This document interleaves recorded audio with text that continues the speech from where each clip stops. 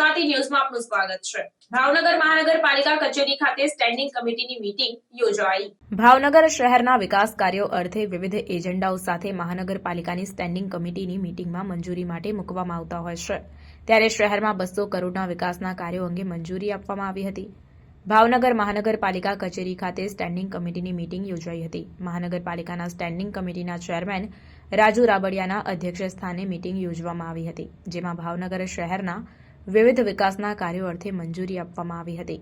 Standing કમિટીની મીટિંગમાં શહેરા વિકાસ માટે 200.17 કરોડના કાર્યોને મંજૂરી આપવામાં આવી હતી, જેમાં મુખ્યત્વે શહેરમાં 5 જેટલા મોક્ષ મંદિર ખાતે ગેસ આધારિત બનાવવામાં આવશે, તેમજ નગર પ્રાથમિક શિક્ષણ સમિતિની 32 જેટલી શાળાઓમાં સ્માર્ટ લાઇબ્રેરી બનાવવા માટે તથા મહાનગરપાલિકાના દરેક કાર્યોમાં સમય મર્યાદામાં પૂર્ણ થતા ન હોય તો એજન્સી સામે બ્લેકલિસ્ટ થવા સહિતની કાર્યવાહી કરવામાં આવશે। મહાનગરપાલિકાની સ્ટેન્ડિંગ કમિટીમાં અપાયેલી મંજૂરી બાદ મહાનગરપાલિકાના બોર્ડમાં છેલ્લો નિર્ણય કરવામાં આવશે। ભાવનગર મ્યુનિસિપલ કોર્પોરેશન ખાતે યોજાયેલી મીટિંગમાં સ્ટેન્ડિંગ કમિટીના ચેરમેન સહિતના સભ્યો તેમજ મ્યુનિસિપલ કમિશનર સહિતના અધિકારીઓ ઉપસ્થિત રહ્યા હતા। રિપોર્ટર ફિરોઝ મલિક, ભાવનગર।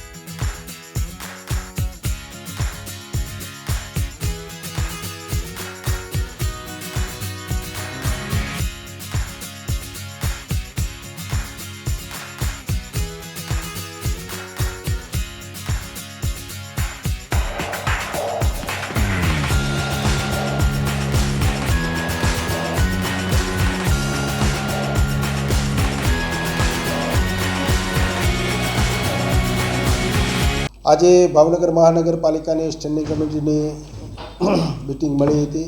એમાં જે મુદ્દાઓ મૂકવામાં આવ્યા હતા એ સર્વાનુમતે મંજૂર કરવામાં આવ્યા છે। 60 જેટલા ઠરાવો હતા, 60 ઠરાવો મંજૂર કરવામાં આવ્યા છે। એમાં સમય મર્યાદા માટે થઈને ખાસ કરીને જે કામો અત્યારે નવા એલોટ કર્યા છે એ અને જે જૂના કામોની સમય મર્યાદા વધારવામાં આવી હતી, આ તમામની અંદર સમય મર્યાદામાં કામ નહીં થાય તો આગામી દિવસોમાં ટેકનિકલી રીતે સર્વે કરી અને બ્લેકલિસ્ટ કરવા સુધીની કાર્યવાહી કરવા માટેની સૂચનાઓ આપી છે। આ ઉપરાંત 202 કરોડના કામો વિકાસના આ સ્ટેન્ડિંગની અંદર મંજૂરી આપવામાં આવી છે।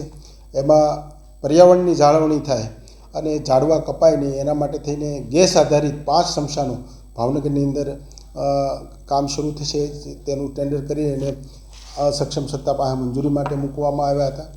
આ ઉપરાંત ભાવનગરમાં નગર પ્રાથમિક શિક્ષણ સમિતિઓની શાળાઓમાં 32 જેટલી સ્માર્ટ લાઇબ્રેરી બનાવવાનું આયોજન કરવામાં આવ્યું છે।